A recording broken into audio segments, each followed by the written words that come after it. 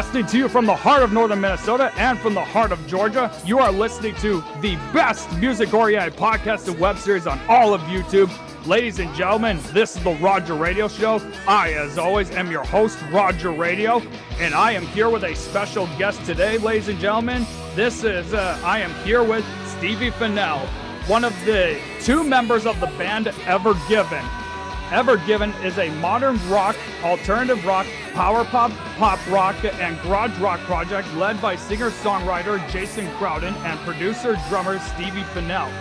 Ever Given represents a pivot toward a more cinematic, high-fidelity sound that prioritizes massive landscapes and precision songwriting, treating the studio itself as an instrument to craft a sound that is as much an experience as it is a song. The duo sheds the traditional band constraints to operate as a focused creative unit. This shift allows them to lean deeper into the retrospective strengths.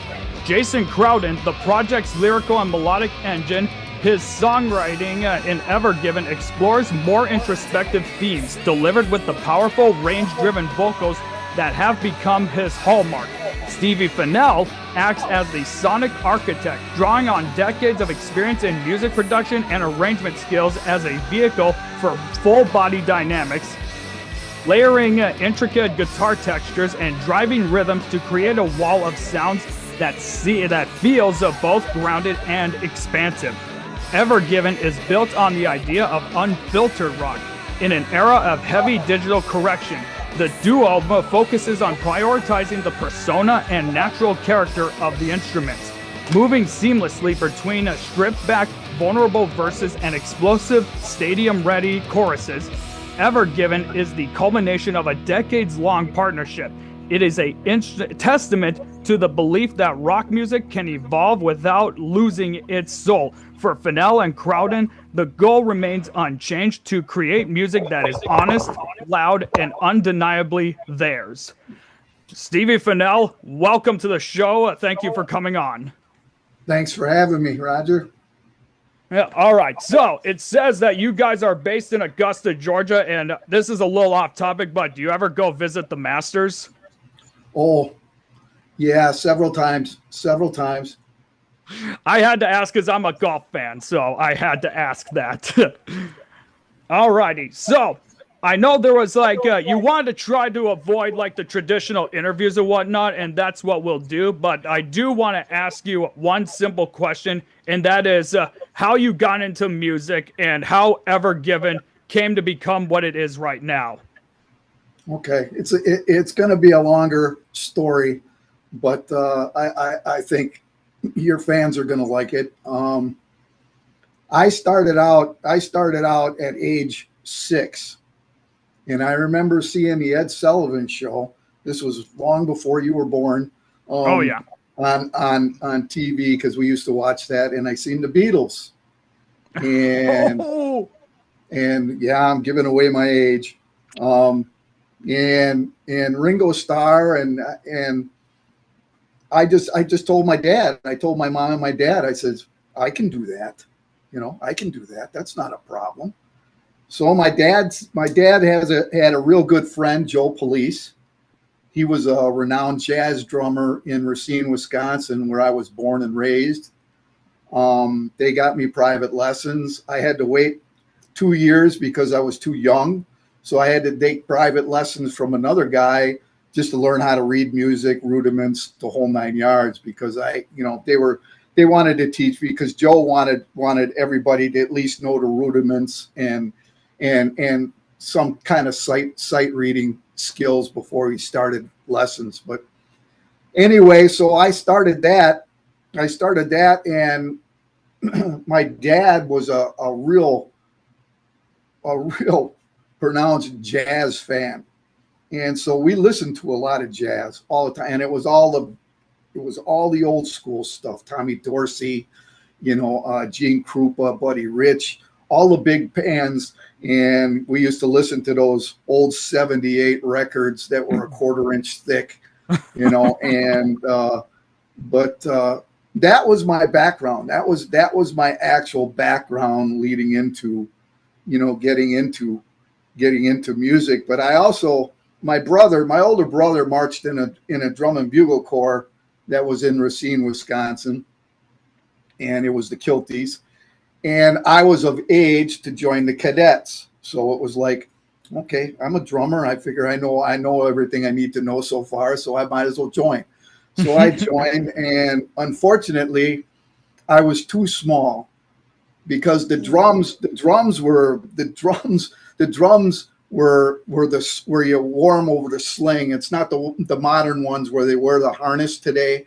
Well, where they wear the harnesses today. These were the old style ones where you actually had to wear a sling, and there was an actual knee rest that rested just above your knee or your thigh. Well, I was so small that it actually rested on my ankle. So it was like I couldn't walk. I couldn't walk and play at the same time. And I still remember to this day that I used to walk around in the backyard. They used to check me out that drum, and I used to walk in the backyard to try and do this, to try and make sure I do this. But it just wasn't going to happen for the first year until I grew. Until I grew, I must have been, I don't know, I must have been 2'10" or something. But anyway, I marched as a saber. I marched as a saber in the American flag group, or whatever you want to call it, the American Legion group.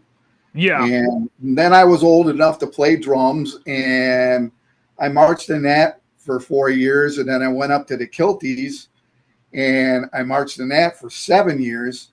So it was like I just had a whole bunch of stuff that I learned from the time that I was 6, taking lessons from Joe Police and marching in drum corps, that I had a pretty vast scale of what drumming was all about. And I was learning set, and I was still learning set at the time. But there was a culture once I got out of college.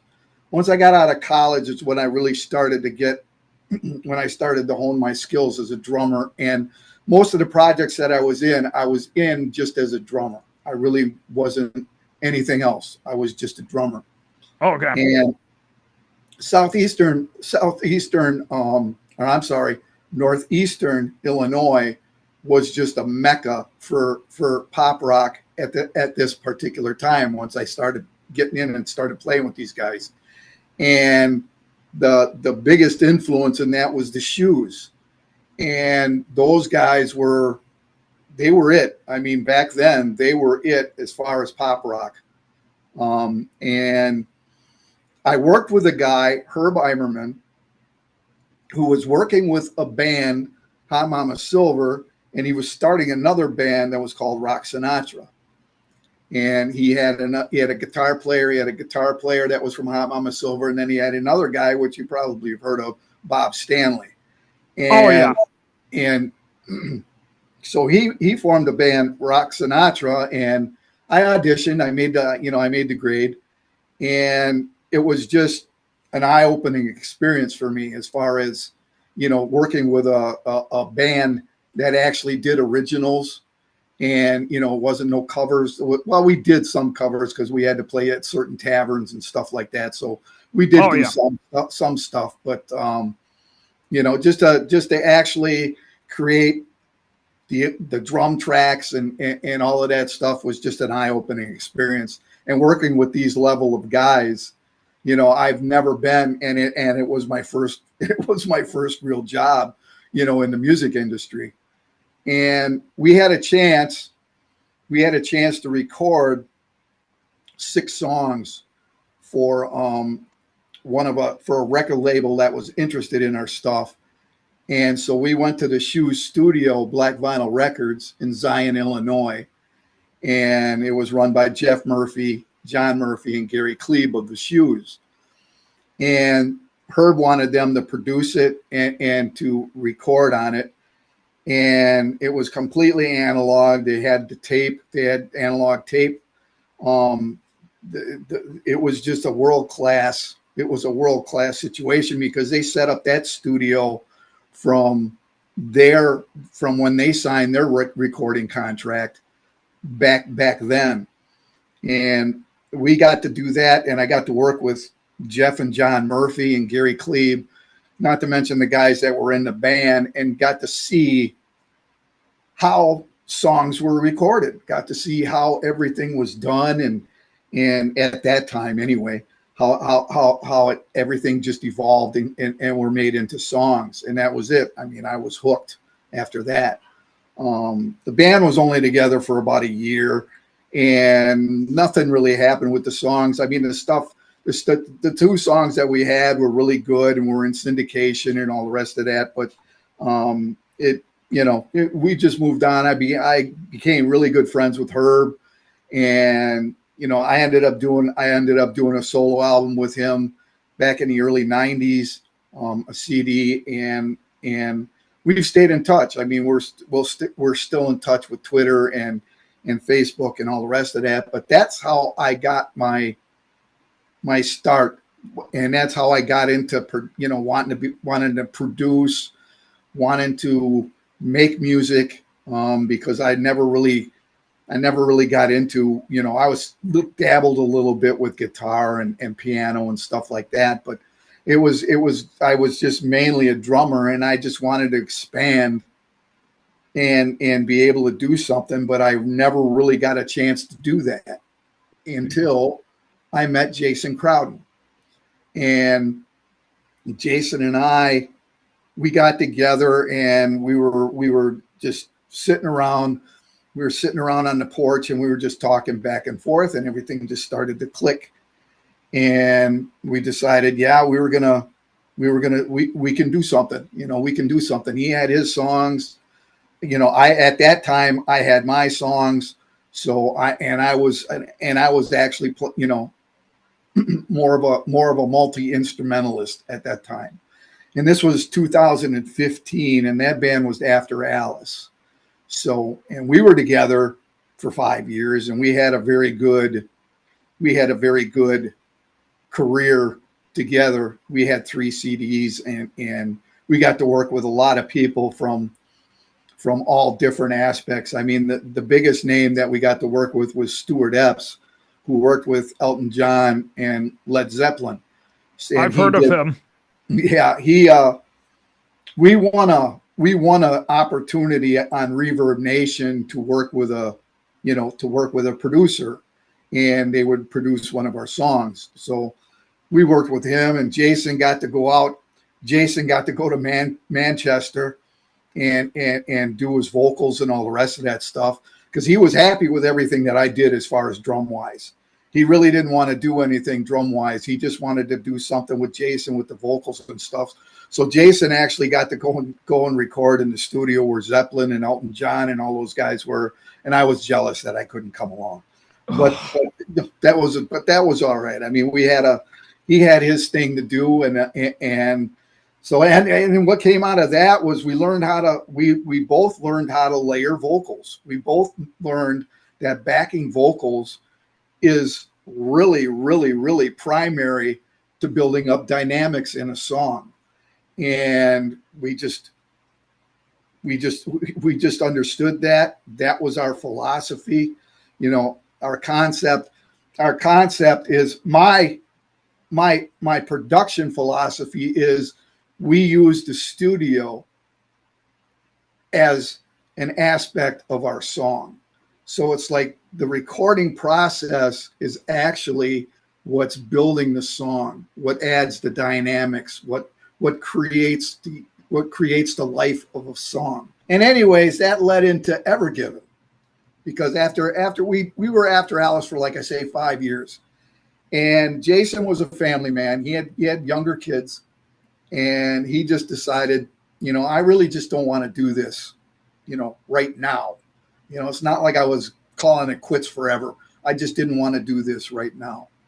So I just did my own thing for 4 or 5 years, and he was doing his thing for 4 or 5 years. And I did a very, very small lived solo career for about 2 months. And I decided, you know what? I'm going to get back with Jason and just see what he wants to do, because I had an idea for a project that I told him I think we should do. And I think this is the time to do it. I don't think After Alice was the right, even 10 years made a big difference as far as the music industry, as far as how music's made, and what people are looking for. And I just really thought that this is the time that people were really, really starving for a brand new band that can offer them something that they can really relate to. And so Jason and I got together again and we discussed it. And I told him, I says, between the two of us, we got 10 songs. I says, we can go into a studio. I got a guy that's going to put us in a studio in Nashville. We can record these songs the way we want to record them. And we'll be able to, launch these 10 songs to start. And we can work on anything new that that we come across, because we needed stuff for networking. We needed stuff for branding. We needed stuff anyway. I mean, because we weren't going to put anything into distribution. We weren't going to do anything. The only songs that we have are the songs that are out there now. But we just agreed that the philosophy is that we wanted to create a live studio recording, but do it within the confines of the recording industry. And I always felt that, you can record a live, you can record live, make everything sound live, big, raw, edgy from the get-go. And that way, you're not hiding anything. I says, you're just, to get to the point, we wanted to do this the way we wanted to do this.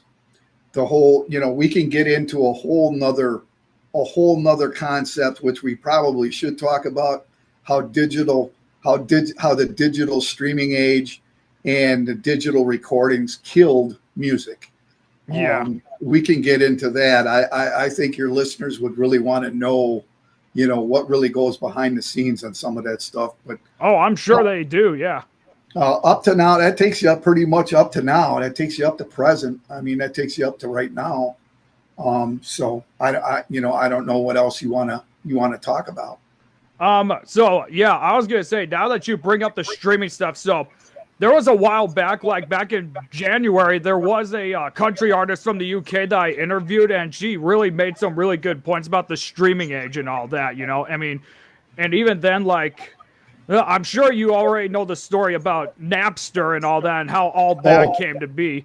And look, even Billy Corgan of the Smashing Pumpkins even said it best, that it was pretty much laying the groundwork for what was going to become for like the digital age and like all the streaming services and all that. And then people and are Billy now Corgan. Billy Corgan was part of that northeastern Illinois thing too. And we got to jam with a lot of good people. We got to play with a lot of good people. So I mean, it was fun. But anyway, yeah, I understand exactly what she was talking about, and exactly why the streaming industry, it just killed the music industry. It really did. A lot of, I'm going to get every industry pro to totally disagree with me, but I tell you what, the other day just proved it. I mean, Universal Group just sold $1.4 billion of stock in Spotify, and they were the reason. Napster just started it. Napster was just the start. Yeah, they were the ones that started Spotify to just totally devastate the music business. Yeah, it just totally devastated the music business. And I'm going to get people to say, well, God, we can't get our music on anything else. I mean, that's the only place we can get it. Yeah, but they're going to bleed you dry. It's just going to cost you all kinds of money. Every distribution, every digital distribution and streaming platform is just there to bleed you dry, period. Yeah. End of story. They're just there to make money. They don't care whether they sell your product, because your product doesn't mean anything to them. It's all the side business that they can make. And it's just a crime. It's just a crime. So whatever you want to get into, we can go ahead and get into. Yeah, absolutely. I will say this, like about Napster. Metallica only sued them because they heard one of their songs played when it wasn't fully finalized. So they went after them because they took their music without permission. Yeah, we had to go after Spotify. After Alice had to go after Spotify because we didn't want any of our music on that platform. And that's just it. All these people that there is just so many unvetted scammers that are out there. You know, drop us your links, do this, do that. You know, and that's the one thing that I can tell people: stay away from that. Anybody that wants a link, anybody that wants your music, do not give it to them unless they have credibility. Yeah. Yeah, I mean, even then, like, I don't stream Spotify at all. I just listen to my music through YouTube Music, but even then, I'm spending like maybe nearly 15 a month on it. Yeah, yeah. Well, it's there's just no legitimacy to a lot of platforms, and that's killing. That's for me. That's why the independent artists and the bands are struggling. You know, you see this all the time. You see, you got all these guys on Twitter and Facebook saying, you know what, you guys are posting. You guys are posting. You're wasting time. You're networking. You're branding. You're wasting your time. You got to go with guys like, whatever company they represent. And it's like, you pay us $1,500 and we're going to get you these many followers and we're going to get this and we're going to get, we're going to do all of this for you. No, you're not.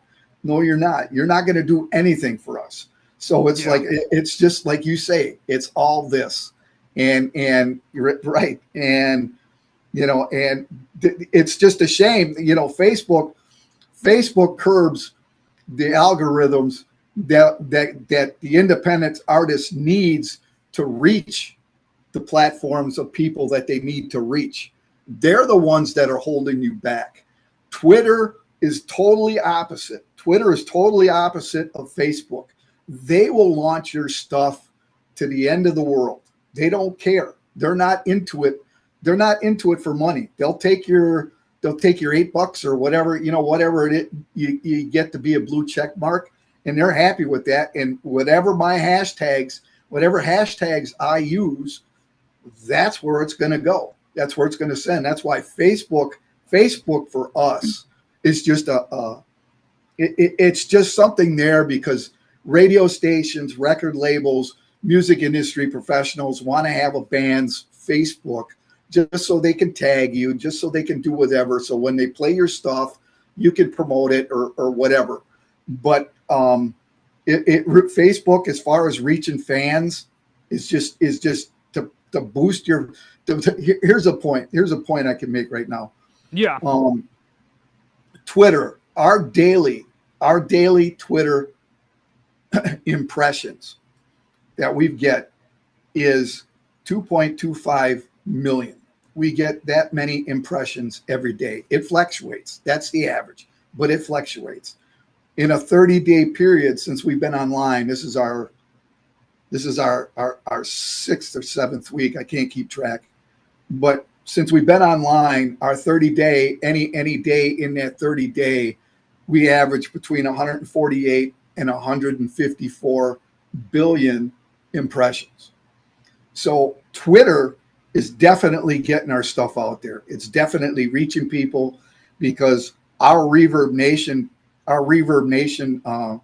channel, the blue line is always there's always somebody in our doing something. They're checking out our press kit, they're checking out our songs, they're doing something on Reverb Nation. Yeah. And that's all we're asking for. We're just asking for a fair shake. And Facebook just doesn't let you do that. I mean, I think that I just checked the other day. The most impressions I think that we ever got was because I've been publishing videos now of our band, the band, what we're doing, what's going on, how we record, and people, now I'm getting 1,500, 2,000 views on the videos that I'm doing. Those are the ones, and that's actually bypassing all the algorithmic Facebook things because Reels you can bypass a lot of the crap that you can bypass by just sending out songs. Yeah. So it's like, like I say, the independent artists and the bands are starting behind the eight ball already. They're already snookered, and everybody's trying to tell them, oh, you know what? We can unsnooker it. We'll remove that eight ball and be able to get that. No, you can't. You just can't. I just don't know why these guys think that they can do what they can do. So, and that's just my feeling on that subject. Yeah. Yeah, I totally understand, this is what happens when we've gotten too much technology. I mean, this is the year 2026, and there's already talk about how much more AI-generated stuff's going to be out there, and that's just going to kill a lot more bands and musicians out there. Yeah, that's it. I mean, now, if you want to submit to terrestrial radio, you have to prove that none of your stuff is AI generated. So it's like you got to have all your stuff scanned. You got to have all your, and it's like for the average guy that's starting out trying to get radio airplay and all the rest of that, it's impossible. It's impossible. It's getting to be impossible for the independent people to get the views that they need to get actual industry people involved in what they're doing. So it's just a crime. It's just a crime what's going on. Yeah, it is without a doubt. Like, there was something that I'm just scrolling through my Facebook right now. There was something that I shared a while back where there was a guy who was convicted of like swindling a lot of people out of money for his AI generated music, and it's just messed up. Yeah, there's a guy that follows me, but he was into radio stations and all the rest of that stuff back when I was in After Alice. But right now, that's all he does. That's all he does is AI generated music. Oh. And I just, I just don't understand why. Yeah, he's getting a lot of followers. He's getting a lot of fans and all the rest of that stuff. But I just don't understand why there is a place for that in the music industry. Yeah, I don't either. I just found it right now. It was something that Rolling Stone shared about it. This guy pleaded guilty to defrauding music streaming services out of $8 million with AI generated songs. Yeah, that's $8 million. And you know what? I can safely say this: it's their fault. It's their fault. They don't vet. They do not. Spotify doesn't vet. TuneCore don't vet. Bandcamp don't vet. Distributors don't vet. There's streaming platforms. They don't care. They just want.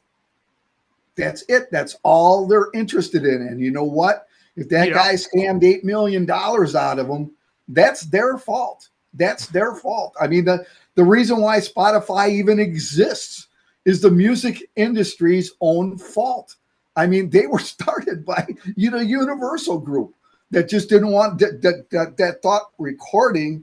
You know what? We can't stay profitable recording. So we're going to start this, and we're going to screw every artist that is going to put their music on there. We're going to pay them 0.003 of a cent for every stream that they get.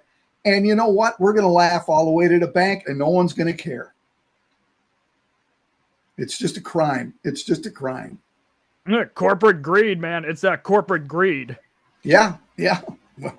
Read there was like one song that I've listened to that was from Pink Floyd, and obviously I'm sure you've listened to Dark Side of the Moon, and obviously their song Money is about greed itself. Right. Alf, I mean, for all these people that are in charge of these streaming platforms and even the Universal Group, like you said, like they don't care, man. They're just more interested in this because they know that they can swim in their whatever $1,000 pool on the roof of their penthouse and then go to bed every single night in some of the most luxurious blankets or whatever, and they wouldn't even weep or even drop a single tear. No, that's why I don't feel sorry for them at all. I mean, that $1.4 billion Universal Group, that money should have went into a fund to actually pay the actual artists that got screwed. I mean, exactly. To be the point. I mean, that was the whole. But nope, they were like, nope, we're just getting out of it. We're getting out of it. And you know what? We'll start something else. We'll screw something else up. What we're going to do now is we're going to screw something else up in the music industry. That's basically what Universal's going to do. So I'm anxious to see what they're going to screw up next. No, exactly, yeah. And even then, there were some of these episodes where I was talking about the award shows and whatnot, and there was already a bunch of musicians that I've already been kind of shitting on because their music sucks. Like, there's a lot of this music out there that is not, it doesn't feel like real music. It's all electronic shit. It's not actual instruments. Right. Yeah, I hear what you're saying, that techno stuff.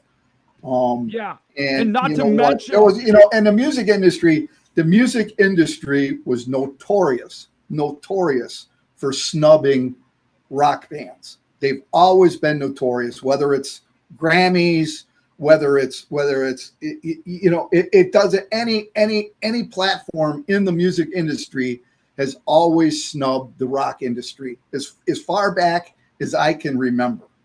One of the classics, one of the two biggest ones that really pissed me off was Nirvana and Linkin Park. Both of those bands were the cat's meow. Nirvana started the revolution. They started alternative rock. That's it. I mean, exactly, yeah. My philosophy in recording actually follows their model. I mean, Nirvana and David Geffen. I mean, that's it. You do your stuff. You play live. It doesn't matter whether it's rough, raw. None of our stuff is quantized. I don't know if you noticed that. None of our stuff is quantized. We can talk about that. I can talk to you about how we achieve that and still have a good song, but later. But anyway, all those bands got snubbed. I don't think Linkin Park got a Grammy for anything that they did at their peak. Same way with Nirvana. And those guys, I don't think they did either. And those guys started the revolution. They were the ones. I mean, Linkin Park's music, they took it to the next level. They said, "Okay, you want hip hop? Here you go." And it was just like the songs that Linkin Park created back in the day. They were just unbelievable songs that just the rock industry just said, you know what? I don't know how the hell we're going to handle this. Yeah. So I'm taking a look right now. It doesn't look like Nirvana really won anything, but except for just nominations. But their album Nevermind is considered among the greatest of all time. Oh, by far. I mean, it was, and for those guys, and for David Geffen, kudos to David Geffen. Oh yeah. I mean, that album was actually recorded as an import. And it was on vinyl. And David Geffen was the one that actually put it to CD in 1991. So that album was actually out there floating around for 3 years before David Geffen even picked it up. Yeah. So the music industry, let's put it this way. I had an argument with a label guy the other day on Twitter. I won't say his name or his label's name, but we had an argument about how people aren't getting noticed and all the rest of that stuff. But that's a prime example. I mean, those guys that's the music industry doesn't do their homework. They don't. Yeah. They still don't do their homework. They don't know who's hot and who's not.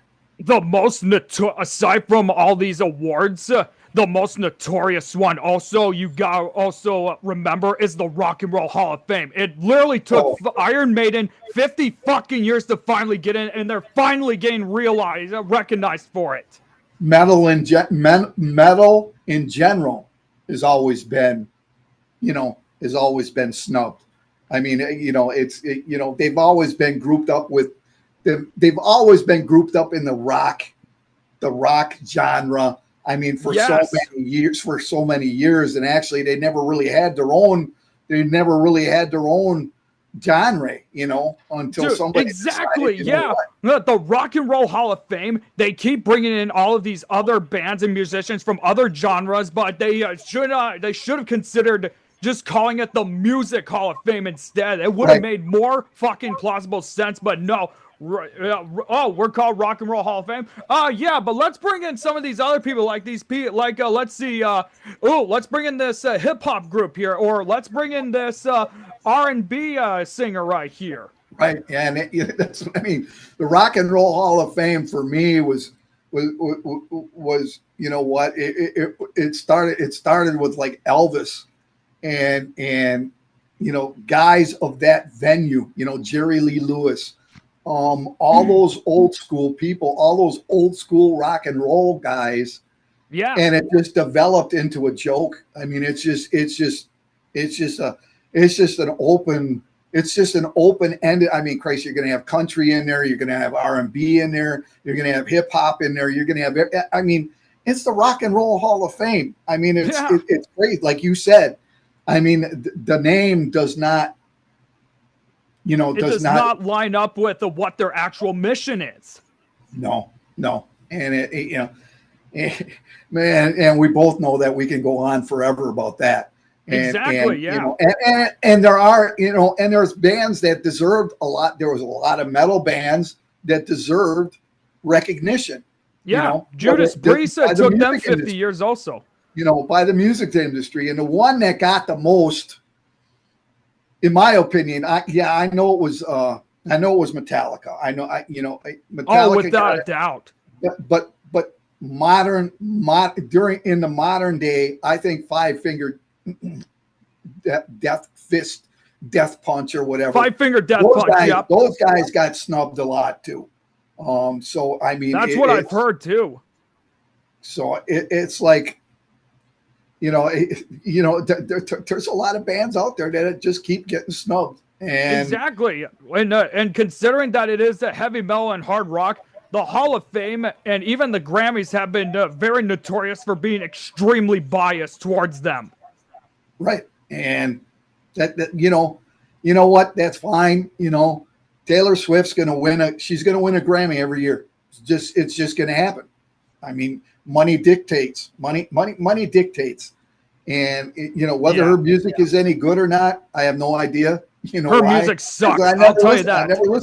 I never listened to it. So I mean, good for you. Good for you. I hear comments all the time. A good friend of mine, Herb Eimerman, he posted a comment about, you know, Taylor Swift that she's really turned into a great songwriter and all the rest of this stuff. And I'm like, okay, if you want to believe that, that's fine. You know, as far as I know, she never wrote a song in her life.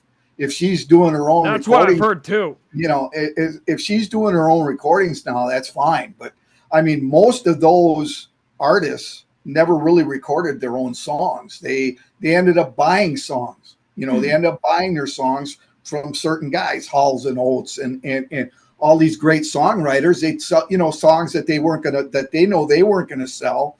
They would sell them to these people.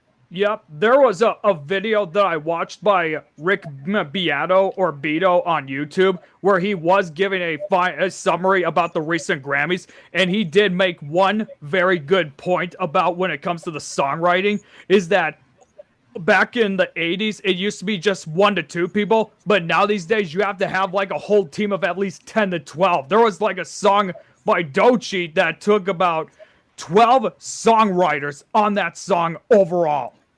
Whereas you look at something from Michael Jackson, he wrote pretty much all of his music. Roger Waters wrote a good majority of Pink Floyd's music. So whatever happened to those good old days of just 1 to 2 people?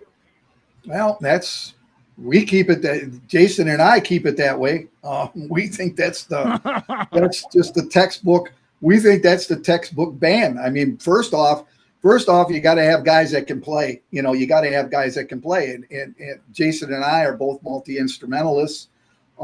We know how to produce. We know how to make good music. So you only need 2 people.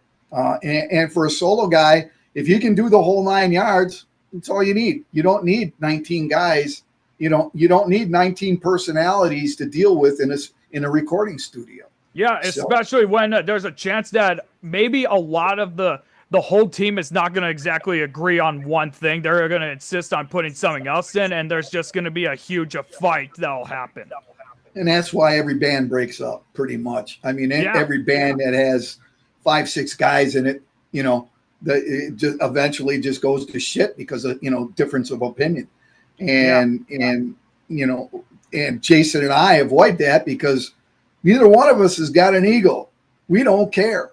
I mean, we basically don't care. So it's like, you know what, when we sit down and write a song and we go through the motions to record the song, it's good. The process that we go through is going to make people just go, it's just incredible, so, but, we'll leave that to a later time. That's fine. Yeah. Well, yeah, I will say that probably the one band that I know mostly for supergroups that were able to really gel together was the Traveling Wilburys. They incorporated like a somewhat democratic approach to their songwriting to give everyone equal say in it. Whereas if you're in a band like the Beatles or whatever, that the chances are 1 to 2 people are going to overrule whatever suggestions and whatnot. Oh yeah, that's just it. It's just a personality conflict because it's hard to get people on board. I mean, Jason was the first guy that I ever worked with that was on board with my ideas. So it was like, my whole career all the way up until when I started working with Jason was just in a conflict of interest with other people. So I mean, that's just the way it is. It's the nature of the beast. It's the nature of the band. And that's why you got guys from the bands that go out on solo careers, Chris Cornell, one of the best rock vocalists in the industry. God, and, I can base it, and with all due respect, I can put Jason in that same category. But there's just like I say, you just got guys that just feel that their stuff is really good, and the only way to get it out there is by themselves. So, without a doubt. Oh, it's and even then, sometimes the more massive bands become, the ego starts showing. Oh yeah. I think probably some of the best examples would be the Beatles, Pink Floyd with Roger Waters, without a doubt.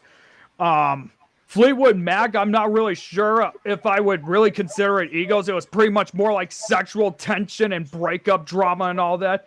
The Eagles are another good example.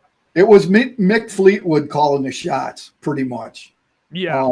I mean, the girl and the guy that were writing the songs and all the rest of that stuff, along with Mick Fleetwood, Stevie and Lindsay. Yeah. Those guys fit into that band real well, but they had to put out solo stuff as well. I mean, it was like anything else. I mean, he had control over what was gonna be on his record. So yeah. And even then, to be honest with you, when it came to Fleetwood Mac, I always kept feeling like in the later part of it, before the band disbanded, it would be Lindsey Buckingham, in my opinion, that I felt he was more of the power gripped kind of guy, honestly. There's a certain thing about him where it just felt like he was the one holding the reins, even though Mick Fleetwood and John McVie were really the co-founders of the band. Yeah, well, that's why he had to go on his own. Because, those guys probably were the guys that really held the reins. I mean, he just wrote 90% of the music is what it was. Yeah. He was the only one. He was the only one that was really bringing anything in, because everyone else was either coked out or drunk off their asses. I mean, even then, when they were recording Tango in the Night in 1987 was really when everything really blew up. He was the only one that was really trying to keep everything together, because Mick Fleetwood kept jumping off the wagon, going back on the wagon and everything. Stevie and Nick spent that all but 2 weeks of the recording in rehab for her coke addiction, and I didn't know it. And I honestly could not tell you where the hell John and Christine were. Yeah, I know. Now, that's the band life. And that's something I really don't that's something that I really don't want to deal with. And I'm glad it's just me and Jason, and that's it. Yeah. Without a doubt, man. All right. So I think right before we start breaking down all of your songs and you give us more in depth on I'm trying to think of the term right now. Before we get into the behind the scenes work on how you guys did it for all this stuff that you wanted to talk about, we're going to take a quick break here. I'm sure you had to have a dog you need to take out, right? Yeah. I got to feed her and take her out, and that way so we can continue and end. So. Okay, sounds good. So we'll just go ahead and take a quick break. Ladies and gentlemen, hope you're enjoying this video. Don't go anywhere. We shall be right back.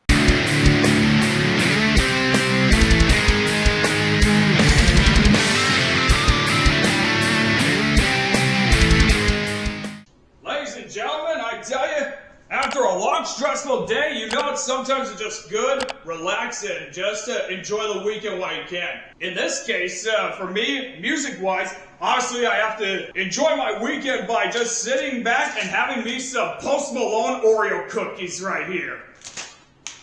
Now, this here I've never tried before, but because I'm musically inclined, I have to try these. Holy fuck, that actually looks good. Take a look at that.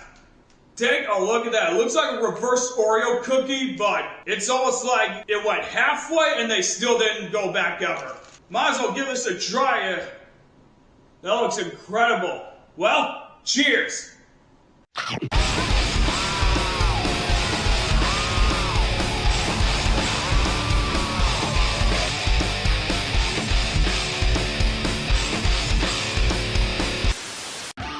Are you an independent musician or band that's looking to be interviewed and to promote your music? If so, contact me via social media or email today.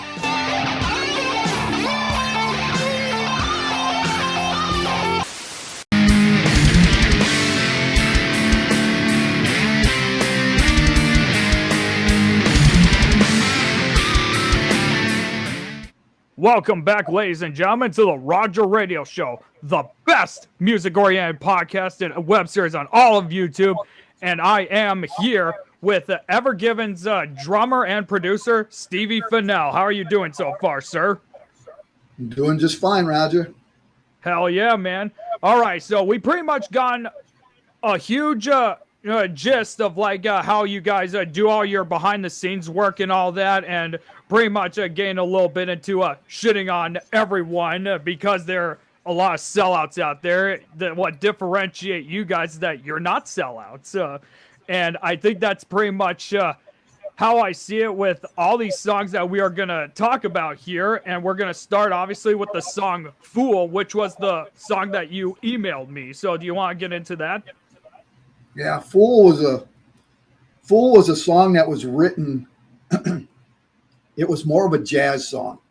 It had more of a jazz feel than it had a rock feel when I originally wrote it. And Jason was the one that dissected it and turned it into pretty much what you hear now. And I totally everything that was done, I agreed. I totally agreed with. I mean, it was just when you come up with an idea, that's pretty much it. I mean, the way we record is we'll come up with an idea and we'll put it down on acoustic, and we'll put it on a click track. We put a click track down and put it on acoustic. We get a tempo that we like. And that's pretty much it. We just both agree that acoustic with the lead vocal, that's it. I mean, if you don't have a verse, if you don't have a chorus, if you don't have a bridge, or if you're lost in between there in the middle, don't worry about it. We just put that in the linear notes. We just put that in the line notes that we send back and forth to each other now that we're recording the way that we record now. But that's how we start. That's how we start. And the way the song that I sent him and the song that he sent back was two different songs. And for Fool, and it was fine. I just totally agree. I think for our music that actually wanted to do that was probably off base. But I think the idea was there. The main idea was there. The lyrics stayed the same. The main idea was there. The song is just, it's about everything. It's about everything that everybody goes through in life. It's just a bad relationship.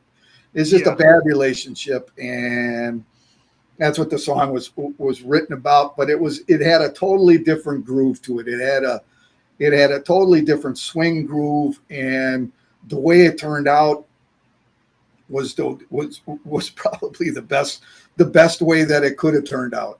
In my opinion. But yeah, it's like I say, we record totally different. We do not quantize anything. There is nothing that is quantized. Jason and I use two separate rigs. He's a Vox guy. We're both tube amps. We both love tube amps. But he's a Vox guy, Les Paul guy. I'm a Mesa Boogie guy with a Stratocaster and a Telecaster. Mm-hmm. And I use all vintage. I use all the vintage guitars. I mean, all my stuff is old. It just gives me the sound it just gives me the bottom end that I want to have going through the boogie. Jason covers all the mid-tones and the high ends with the Les Paul and the Vox. And we record when he records his guitar tracks, we record them the same way. He records in either a wide open room. There's very little muffling. There's a microphone that's it's a ribbon. It's a ribbon microphone that's designed for analog. We use warm audio stuff. We use I gotta write down half of this stuff. We use Royer, but we use a lot of different stuff. Well, we just bought it, so it's like, I got you. We use a lot of different. We finally bought all the studio stuff. We got a Nev board. We've got all the microphones, so it's like we can do what we did in Nashville. We can do it in our studio in Augusta. Yeah. So I mean, that's just it. We want to create a live sound on a recording. That's pretty much the concept of how I want to record. So it's like, if you want to, Fool, if you listen to Fool, when we play live, you're probably going to hear the exact same thing. I mean, the only difference you're going to hear, the only difference you're probably going to hear is it's going to be bigger and it's going to be louder. So, right. And we've got a guy, and we just keep layering. We just keep layering songs, but bouncing it back and forth. And we usually try and finish a complete song. We try and finish a complete song, whether it's, in Fool's case, it was started out with acoustic. We bumped up he wrote a guitar part. I wrote a guitar part, the melodies, and we just kept building up dynamically, kept listening for different things to see what we needed to build up dynamically, how to transfer from the verse into the chorus, into the bridge, and go back into another verse that goes back into another chorus, that goes into a bridge, that goes into a lead section, that goes back into the outro, and then it ends. And it's just constantly building, and it's the dynamics. If you'll notice that all the vocal tracks that we do are all built up dynamically. The verses just got basically just a single voice. He does a couple of things underneath and over the top during the verses, but when we get into the chorus, it's all layered. It all steps up. Everything steps up to build along with the guitars, the bass, and the drums. Everything will build up to a dynamic high, and then it phases off into something else. And that's how we do all our songs. That's how we do every one of our songs. And nothing is quantized. Everything is done live. He records in a wide open room. We put the mic in the middle of the floor. We got two overhead mics that pick up the guitar sound. I record the same way. And we both record the same way. Drums, I record totally different. There's not a drummer alive that I know of that will record the way I record. And that's fine. But it's just for me to get the sound that I'm looking for out of each individual piece is the way I record. The kick drum, I've got an actual mounted mic inside the kick drum. So that picks up the actual air that is traveling back and forth off the resonant head and comes back off the front head, which is about as technical as I really want to get. But I want to capture the air that's moving inside of the drum along with the tone. Then I also mic on the outside, front and back. And I do that on every drum. That is done on every drum. And that's how I get the boomy tom sound that I get. And that's how I get the snare sound that I get. And that's how I capture all the hi-hat stuff that I do. It's just stuff. It's stuff that the industry doesn't believe is necessary. Let's put it that way. But I do. I do. And their algorithmics will pick it up and say, you know what? Everything is just way too boomy for us. It's not radio ready. And I'm like, that's fine. I don't have a problem with it. If you don't play it on the radio, that doesn't bother me one bit. But we also have a secret. We also have a secret. We got a secret in the hole. It's Steve Carrero at Sage Audio, who does our mastering. And he masters everything hot. And the industry standard, this is the one point that I really, really, really want to make. And it's important to a lot of independent artists. And that mastering technique is just not approved by industry. They just will not play our stuff on the radio. They just will not, because all that does is make it hot. And all the bands that you listen to, all the real good rock bands, they have the same mastering technique. And it's like no one wants to play the industry games, because it's like everybody's looking for a certain sound that they want for their song. And that's it. And Steve and his studio creates that sound, and we won't back off. It's like, if you don't want to play our stuff, that's fine. We're not gonna dial it down. We're not gonna dial it down, because we like our masters hot. And hot means loud. That's it. That's just pretty much as technical as you want to get. I mean, everything is run to the highest end that it can run without distortion. That's pretty much as technical as it gets. So, and a lot of big bands use that. That was the way they recorded way back in the day, the Zeppelin days, the Rolling Stone days, way back. You know, that's the way everything was done. It's the good old days, right? Yeah, it's just amazing how the music industry just took the digital age and just screwed everything up. The sound that comes out now is lifeless, unenergetic. It's robotic. It's, oh God, I just could go on. I could just go on. There's no edge. There's no rawness. There's no roughness. There's nothing. Everything is just smooth. Everything is just one line from the time that they play it until the time that they stop. There's nothing. There is absolutely nothing that's going to get out of that line. And it's just smothered, overproduced crap. And and don't take this the wrong way. There are a lot of bands out there that have good stuff. And I just heard a band the other day, and I even told them it was one of the better songs that I've heard in a long time. The problem is you recorded it digitally. That's the problem. I said, if you want to get the music, if you want to get the respect for your music from a rock genre, whether it's garage rock, alternative rock, modern rock, metal, if you want to get, whether they like it or not, it doesn't matter. You got to stick to your sound. You got to stay, you know what? This is the sound that we want. And if they don't like it, believe me, the fans will like it. It's just the industry professionals, they're the ones that are going to piss on it. And that's fine because, there's other alternatives, and we can get into that too. There's other alternatives for independent artists to distribute their music other than going digital. And I want to stress that point. We can talk about it or we cannot, but that's another subject. So Yeah, absolutely, without a doubt. Oh, I will say this: I do like the overall sound of Fool. It has that '90s feel to it. yeah, And as a '90s baby, I really respect that. it just has a good vibe. It has a good vibe.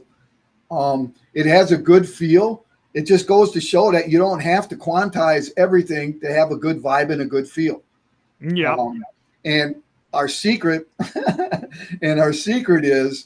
is that when the recording is completely done, when it is completely done the way we like it, so we can filter, so we know fill in all the holes and none of the frequencies are hidden. I drop the drums in over the top, playing to, not the click, I'm playing to the actual song. That's why our songs all have the live feel to it. So that's just right. That's just the way I like it. And, so far people like it. So Yeah, and it's even getting good reviews too. Like I'm looking at this article right here from Coyote Music, which was written by Wiley Cope, I believe is how it's pronounced. I'll include the link in the description below for all of you to check it out. But even then, like this is a really good review right here. Yeah, and we had bad reviews that I published. So I mean, they're on. I'm not going to hold anything back. We've had bad reviews, and it's like that's fine. Music is subjective, and the only people that we care about is the people that listen to it. Yeah. The guys that want to critique it. I mean, it's Spin Magazine and Rolling Stone and all the rest of that. Hey, they're all going to have an opinion. They're all going to have an opinion, and 90% of Nirvana's 90% of Nirvana's press was bad press. So it was like it's like, okay, fine. But that's what made them so good, though. That just goes to show the music industry does not know how to pick the next superstar. They don't at all. Bottom line, they just do not have their criteria for industry standards. Just doesn't match what's out there. Billy Corgan. I just wanted to stress that point. Billy Corgan, I know he did a podcast interview with Joe Rogan a while back, and he was really accurate with everything about how the music industry is with the nitpicking and being like, who it looks like a good star. What about this guy right here? I don't know. No, well, what about this person here? And then this next person. Oh, yeah, that looks like a superstar right there. Yeah. My philosophy always was the music industry just had the different things on a dartboard, and they'd spin it and they'd throw a dart, and wherever that dart landed, that was the pick of the day. So I think it's probably the same thing for the Grammys and the Rock and Roll Hall of Fame. They show the nominees, and then they'll just either throw a dart or they'll just be like, all right, here's a dice right here. Whatever number it lands on will be the person that'll be inducted. Roll it. It's a 2. Oh, we'll send in, how about Eminem? Yeah, I know. That's probably, they're going to, if any of those guys listen to this, tough. I mean, you guys have created an environment that is just totally unstable and unrealistic. The music industry has created their own demise. And I if everything folded up tomorrow, because of this, they've got nobody to blame but themselves. So. Yeah. But they'll be still doing the finger pointing though. Oh, of course. When they know damn well it's still going to be their fault. It's like no, you have to blame this and you gotta blame that. Don't look at us. Blame that. That's exactly it. Then right away they jump on the defensive bandwagon, and they're like, well, you can't do that. You can't do this. You can't do that. And it's like, that's why I really don't like talking to those guys. Because it's like, it's just not my style. That's not my style. It's not my personality. So Yeah. I think there was a while back, I was interviewing this rock artist from Vermont, and he pretty much is like somewhat banned from an award show because he called out their hypocrisy, and it was like a local award show. Like, yeah, yeah, I mean, it's supposed to be about the musicians and letting you guys know what you could do to fix it, but no, you wouldn't be willing to take the criticism instead. yeah, yeah, and there's a lot of that goes on. I mean, you got both sides of the fence. I understand it. I understand it. I don't believe in it, but I understand it. So, Yep. All right. So the next song that I wanted to talk to you about was "Take You Away," and it's another '90s esque song. Like pretty much a lot of the songs that you've released were '90s, and I really love that. I really do. yeah, it So was do you want to explain a little bit about this song? yeah, that's a song Jason wrote. Um, it took him a while. It took him a while to get on board with all the tom work that I did in that song. I did a lot of tom work in that song, and it took him a while to get used to what that was going. But he understood it after because when we listened to it, when we finally listened to the final stages of the song before we master it, it's like we both got to agree and say, hey, you know what, that's it. We can't do anything better, or there's nothing that we want to change. And that's pretty much how that song was. But I do a lot of tom work. I do a lot of tom work in my own songs, and I do a lot of tom work in his songs, and it works to build the dynamics and switch from different sections to the song. It's just my style of drumming. It's always been, just the way I played. It's just the way I play. So. All right. I totally get that, Like sometimes you just gotta go with the flow. That song has more. I'm trying to think out of all the songs that we did. I'm thinking that song had the more backing vocals in it than any other song that we did. Okay. It just fit. The choruses, I'll Take You Away was we just hit it again. I mean, it was done 4 times over to sound really, really, really big. And that was the dynamic of that song. That was the hook of the song, and the guitar riffs and the rhythms just accent everything else that's going on. And it's a good song. It's a good song. I don't know if it's going to go anywhere, but it's a good song. I really haven't sent it out. I haven't sent it out to any radio stations or nobody's really requested any of it. So, I mean, it's just a good song. Yeah. For me personally, I thought it was okay. And that's pretty much it, really. I didn't think it was. It's not our best song. I mean, it's not our best song. I can agree. Yeah. I think the next song does have some promise, and that's why you do the things you do. Well, I do the things I do because it's just me. I just do what I do. All right. Yeah, that's a song. That's a song I wrote. That's a song I wrote as a solo artist. And when we recorded it, it's another song that sounded totally different than the way I envisioned it was going to sound from the origin. Okay. Jason's guitar work in that song is just unbelievable. I did the rhythm tracks, and the bottom end of that song is pretty much all I did in that song as far as my guitar work. Jason's guitars were just phenomenal in that song. It's just a good lively song. I mean, that's pretty much all it is. I mean, it's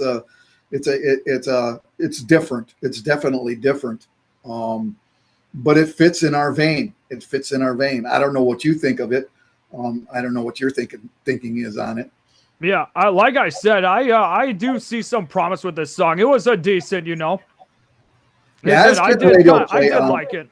Yeah, Banks Radio in Australia plays it a lot. It's been on some Mixcloud podcasts and stuff like that, and it's gotten mixed reviews, but it's a song that's out there, and it does, like you say, it does show promise. I mean, you're not going to have 10 Grammys on an album. It's just, it doesn't work that way. Right. Hell, Dark Side of the Moon should have had at least 12 Grammys, but they freaking got robbed bad. Yeah. Well, it wasn't just them; it was a lot of it. There's a lot of bands that have got lost in the transition. I mean, Led Zeppelin's Physical Graffiti got shit on so bad.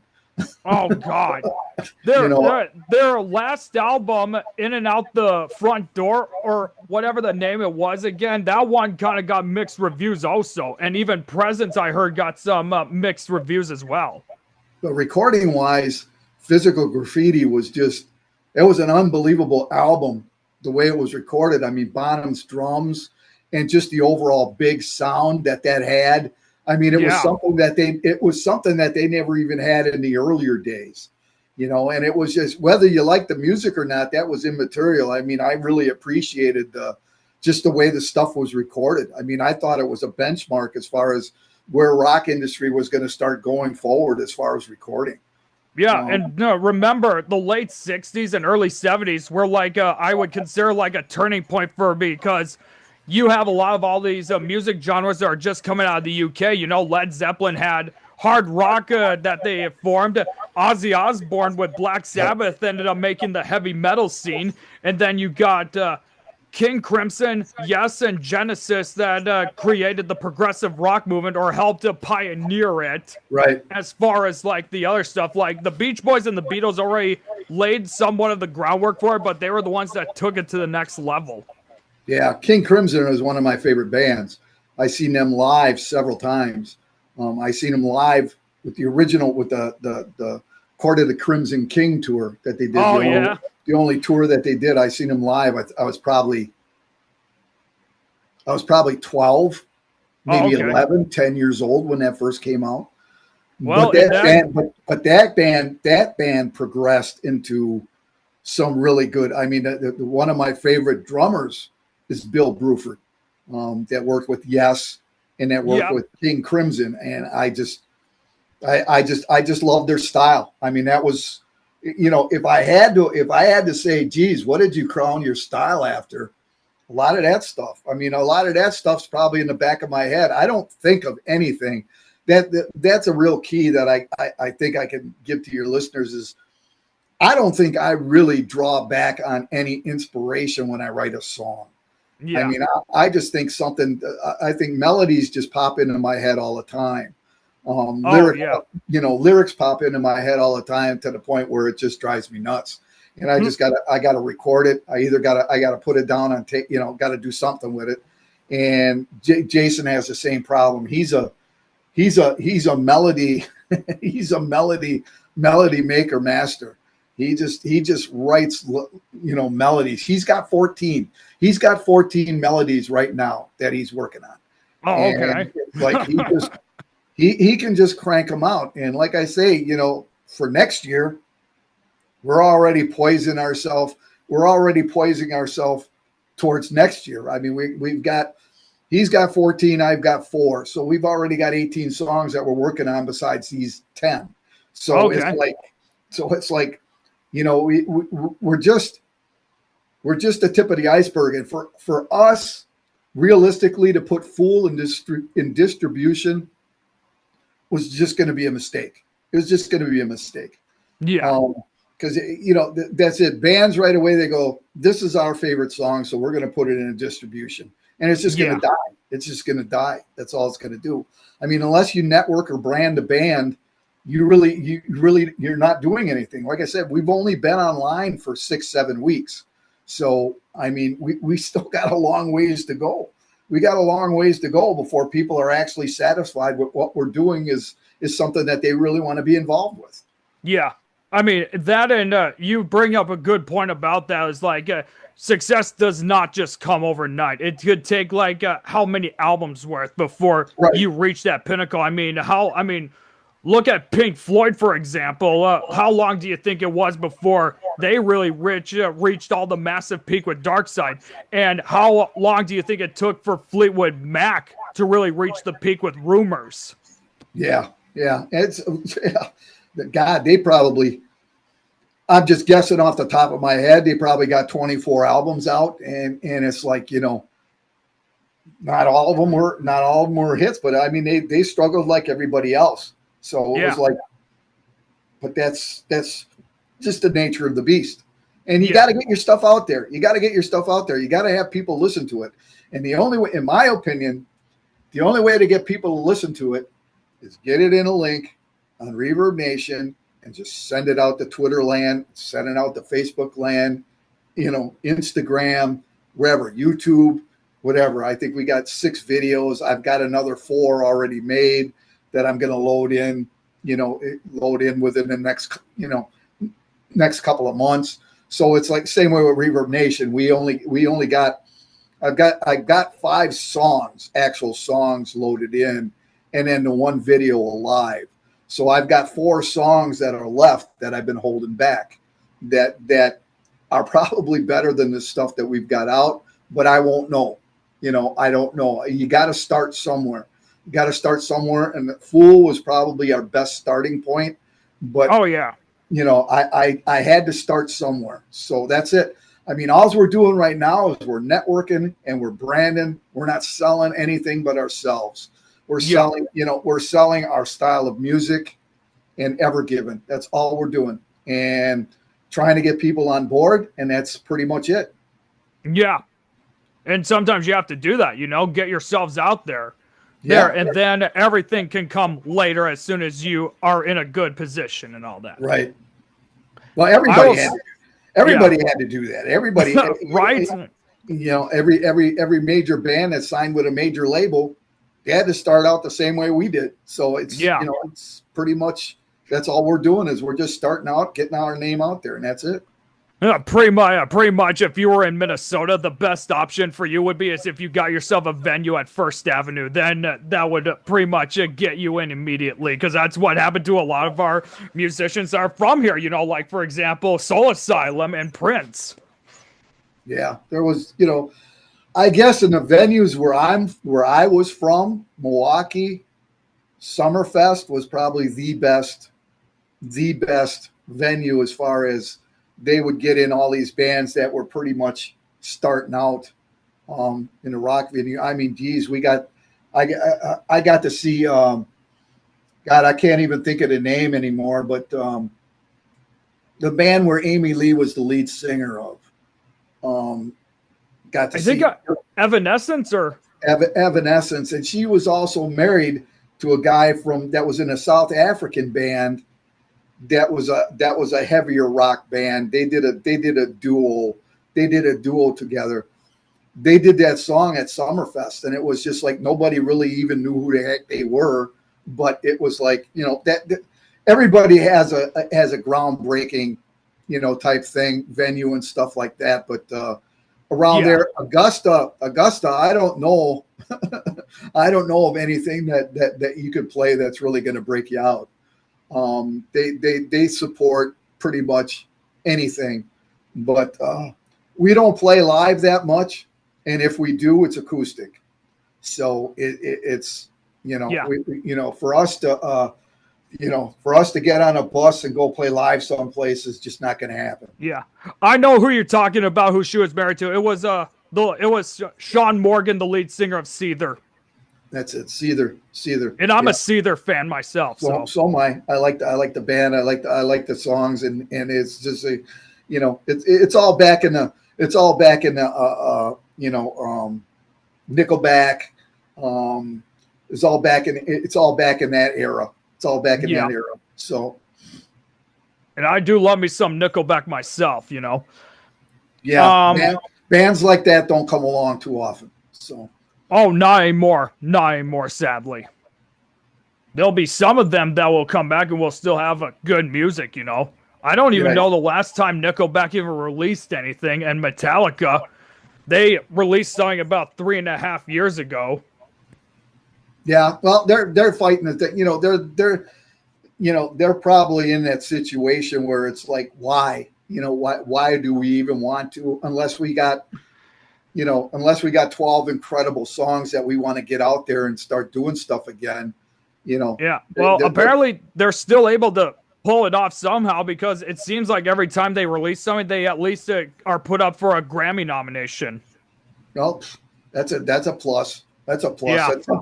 That's something that would never happen when they first started. Oh, without a doubt. I think it was probably their fourth album, and Justice for All, that I think really brought them to the peak. But then, of course, considering that it was done in the wake of the unexpected death of their original bassist, you know. Right. So, yeah, you saying that you're a huge King Crimson guy, I guarantee you and my co-host would have a very, very long conversation about them. We probably could. He's a diehard Crimson fan himself. The only thing is that he just does not know exactly all the names that went through there, you know, like, I always consider King Crimson as more of the quote-unquote Saturday Night Live of bands, because they always had so many people that came and went and who ended up going on to have very huge, successful careers, you know, like there was Greg Lake. Greg Lake. Greg Lake was the big example there. Great vocalist, bass player. Yeah, and He went on to do his own thing, Emerson, Lake and Palmer, and then my guy Roger Fripp, who I've met personally at Berkeley, and nice. I was in the Berkeley scene for about 18 months when I was younger as well, and I got to meet him, and like I say, those guys are just geniuses. I mean, I just sit there when I talk to somebody like that. I just got my mouth open. I'm in awe. I mean, it's just the stuff that's going through their heads. I mean, you know, he was a professor at Cal State Berkeley, so I mean, it was just fun to even just to say hello, say hello. But Bruford went on to do yes. And but I mean, I don't even know all the names of the guys that ended up. There is some of them. Bill Wenton ended up taking Greg Lake's place when he quit. He was the vocalist and bass player. There was a Boz Burrell who went on to become the bassist for Bad Company. And there was John Wen, who was the vocalist and the bassist for King Crimson after Burrell left. And he went on to do Uriah Heep and UK and then Asia. And then there was, I think it was Ian McDonald. He went on to do Foreigner. Yeah, he was the guy he was the junk guy. He did all the keyboards and all the rest of that stuff. Yeah, I mean, everybody that ends up making a jump ended up going into something that was even bigger than what they had before. So that's kind of what makes it sad, you know, when it comes to King Crimson, is because it feels like I don't know a whole lot about him, but it's probably because everyone who left to go on to do have more larger success kind of overshadowed the King Crimson, honestly. Right. You know, but hey, that still does not take away from the fact that King Crimson was a pioneer. Right. That was the very first album I ever bought down at Mainstream Records. That was Main Street Records. That was the first album I ever bought. I think the second album I bought was Blind Faith. So I mean, Eric Clapton, Stevie Winwood, and I think it was Ginger? No, was it Jack Bruce? Ginger Baker was the original drummer too. Okay, it was Ginger Baker. Yep. Yeah, and that was another band. You know, Cream. You know, Cream ended up being part of the offshoot of that band, and it's just amazing how everything that we talk about is just everything just kind of goes their own direction. But that's just the nature of the beast. I mean, you all go, man, I wish those guys would have never broke up, but you kind of understand why. I mean, when But you then saw the if offshoots. yeah, I guarantee you though, if Blind Faith didn't break up, we would not have gotten Derek and the Dominoes. No, and that's a classic band. That is Yeah. a classic band. I I even said like it was a band that had a lot of promise, but unfortunately there were so many tragic setbacks. Like holy fuck, what happened to everyone afterwards? Yeah, yeah.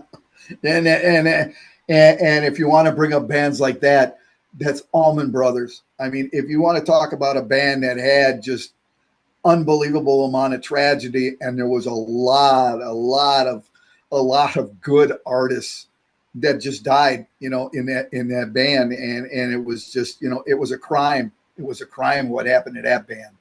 Yeah. Leonard Skinner's another example too, because we saw what happened to them after that plane crash that they were in. And it's gonna actually be the 50-year anniversary, not this upcoming October, but next October. Holy shit, that's been a long time. It's still in my era.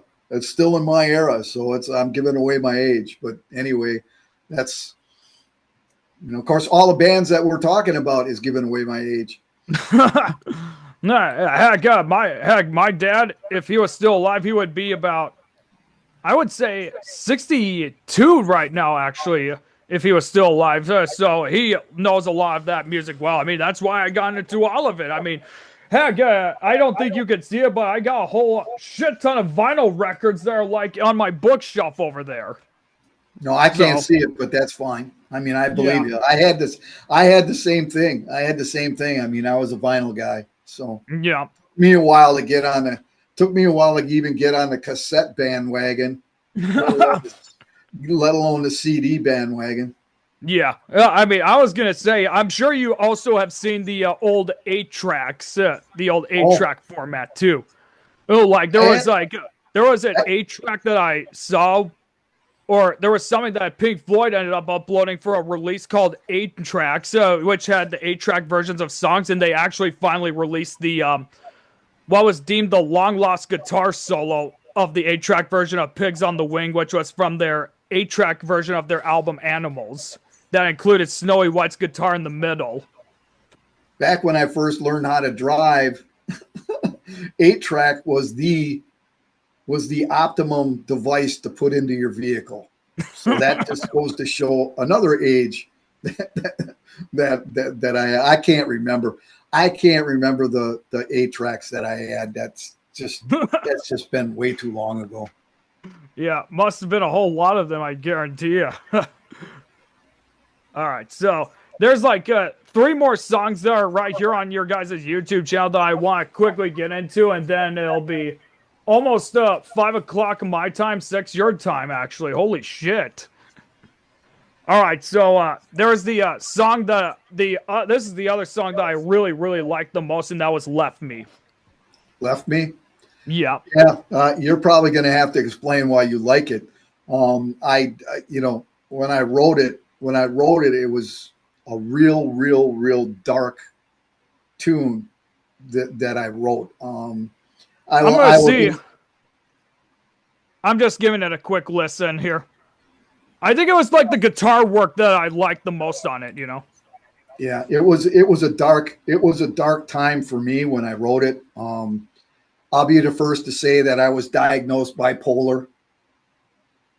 Probably, God, I can't even remember when. But I've been fighting that my whole life. And a lot of that stuff goes into some of the songs that I do, and a lot of guitar work and other stuff gets into it.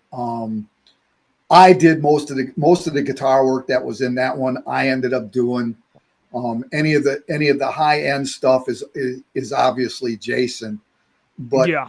there are a total of 5 different guitar tracks on that song. So it is a very, very guitar heavy song. Jason's vocals, just superb. The way he did that song was just a great vocal track. I think people, even if they don't get into the guitar stuff, just hang around to listen to his vocals. his vocals are just something else in that song. Yeah, I think it was the guitar work and the drum work that I really did enjoy. Like, it was something that it felt easy listening-ish, you know, but There's a driving floor tom. There's a driving floor tom that I did in the opening melodic section, the intro of the song, and I just thought when I was recording it, I thought, I even asked Jason, I said, you know what? I said, instead of, after that's done, I says, after that part's done and we go into a verse, I says, yeah. I think I'm just gonna stay on that floor tom. I'm just gonna stay on that floor tom for the verse, just to add a different depth and a different vibe to that song, rather than just go all of a sudden to just snare and, you know, just snare and hi-hat and then chorus go snare ride. I just thought that it made a better feel. And you brought that up. That was one of the reasons why you thought you liked it, was that rhythm section that we had going on there between the bass and the guitars and the floor tom. And that's what you're hearing in there. That's what you're hearing in there is the floor tom, which is the reason why I record the floor tom the way I do. So, I mean, you got to get that big boomy sound to get everything to cut through. So, yeah, without a doubt. But got some easy listening there on that. And then I've listened to Who I Am, which was pretty much all acoustic guitar. Yeah, that song's got the electric version we got is still holding off. I still got the hold off, but I try and keep one of our better acoustic songs to always put out. I didn't keep a song that we did. It's Days Gone By. We had an acoustic version of that. But that's not even in I don't even think that's it. I haven't released the video yet for that one. But I think when I release that song, I think that's another song you're going to like. But they're, like I say, Breathe. All the songs that we got are going to be ended up releasing within the next couple of months. But that song, I thought the way it was performed with Jason and Jason on acoustic and just the lead vocal and the way we recorded it, I just thought it was a very, very good recorded song. And I thought it was going to end up being something that was going to be something that we could use on the back burner for like a neutral genre song, to where we could put it out there to where, you know, even if you don't like our electronic stuff, you know, this is the type of acoustic stuff that we do as well. I try and, like I say, I try and do at least 2 acoustic songs per CD, in the vein of Shinedown. Shinedown was one of my favorite bands, you know, newer favorite bands. Yeah. They always did acoustic stuff as well. There's a place for acoustic songs, and this Who I Am, I think, is a good place for our acoustic song. Without a doubt, yeah. Without a doubt, indeed. What'd you think of it? What'd you think of it? I like the acoustic work on it. I can't remember which song it was from. Damn, I can't think at this point right now. Give me a quick moment. I gotta look it up. But there was like a song from the 90s that it reminded me of. Third Eye Blind. Okay. It was a song from Third Eye Blind, and I believe it was How It's Going to Be. It's what it kind of reminded me of, you know. But I did love the acoustic work. And that's the plague, and that's the plague of the artist, you know. Yeah. You know, you're going to end up sounding like somebody, but it's like not in the back of your mind when you write something. Yeah. You understand? You know what I'm saying? But but I know what you mean. Jason wrote that song, and the electric version, you're really going to like that, because the guitar work on that is just phenomenal, and that's mostly Jason. Not, you know, and it's like I say, the way we spread out our guitar tracks, it just goes with each song. That's why it's so hard for us to record, you know, to walk into a studio and say, okay, we're going to record the Vox and the rhythm for all 10 songs. We're going to do it. and then we're going to record the boogie and the strat for all 10 songs. We just can't do it that way because we do not know how that song is going to end up with the guitars. Like I say, Left Me, we ended up with 5 different guitar tracks on. So it was like, you know, we just cannot do that for every song. So we just got the philosophy of like, well, we're going to work on 1 or 2 songs and build them all the way up until they're complete, and then drop in the drum tracks and then listen to them, really, really listen to them and see if that's actually what the sound that we're going to have, if that's the actual song, if it needs something else. But we're constantly tinkering, and that's probably everybody's downfall. You know, you want to add this, you want to add that, you know, and usually after you record something is when you kick yourself in the ass going, you know, I wish I would have done that. I wish I would have done that. But you know what? Yeah. It's like life goes on. It is what it is. And that's pretty much the way it goes. Yep, absolutely. Without a doubt, you know. All right. So finally, we are going to get to the final song that I've heard, and it's Alive. Alive is Alive is our snub to the music industry. Yep. The old big fuck you, right?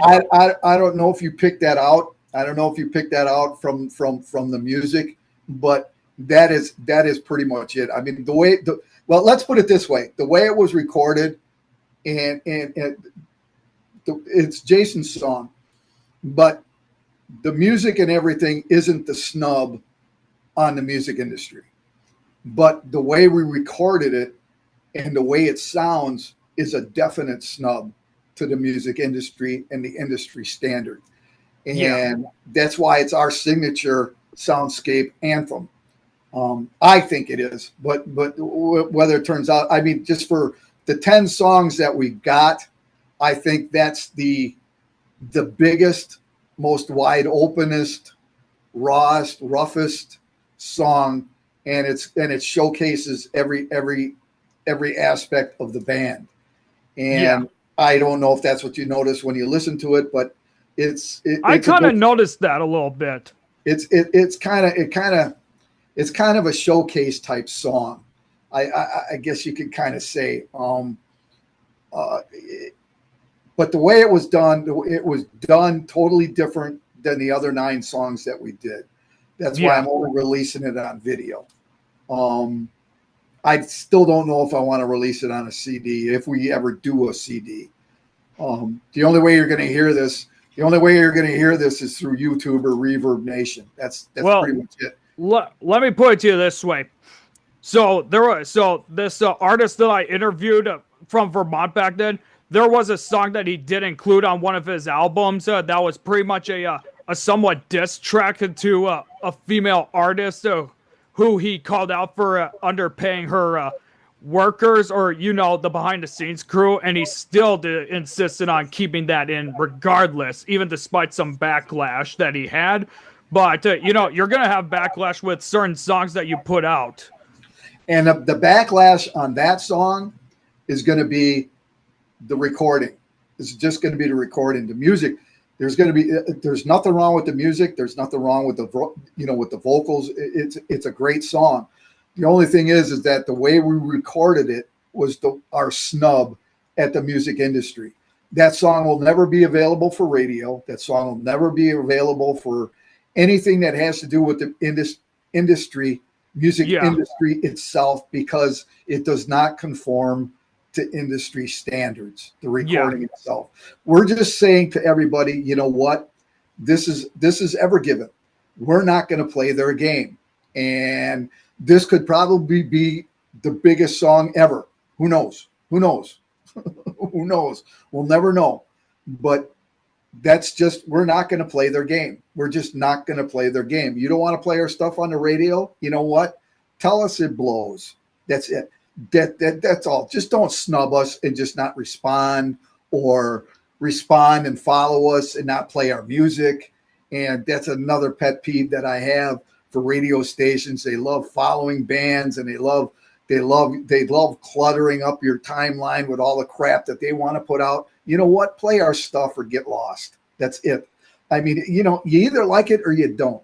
And you know what? We don't have any egos. If it sucks, tell us it sucks. That's it. I mean, I have one pet peeve with one radio station. I'm not going to say who they are, but they're going to know. They're going to know right away from this section, if it stays in your video, they're going to know this is for them. This is exactly for them. And you know what?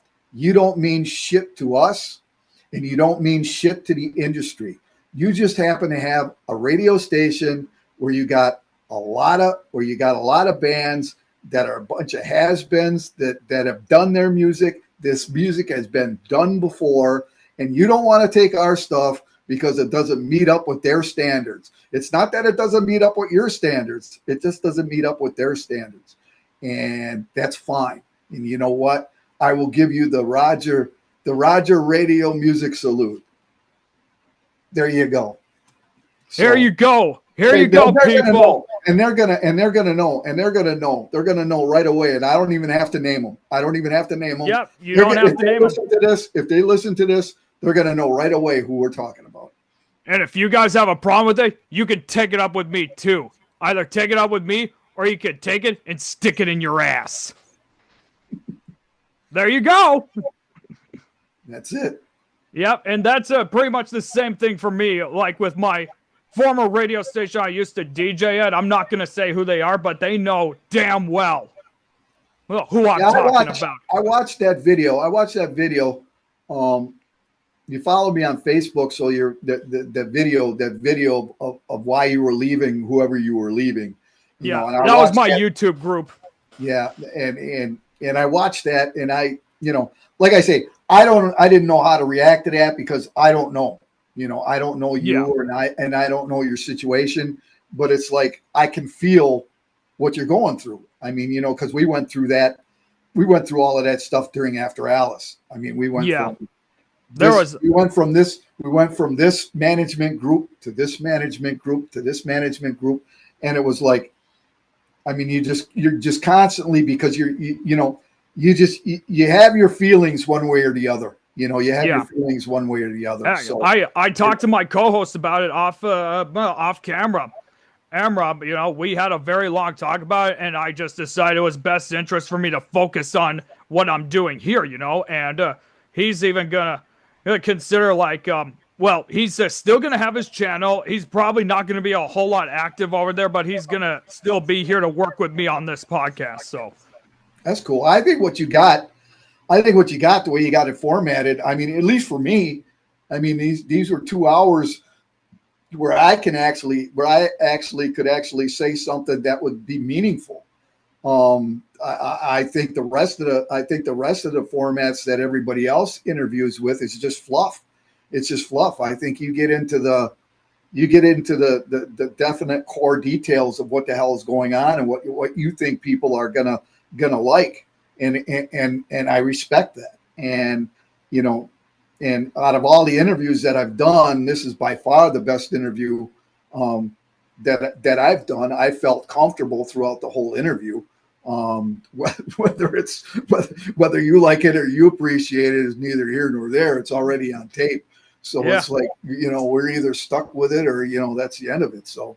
Yeah. And I sincerely thank you, man. I really, really appreciate, like the radio station I volunteered at, and we worked with a whole lot of independent musicians and bands, and I decided to take that principle that they did and incorporate it into here, Yeah. And I wish you the best of luck.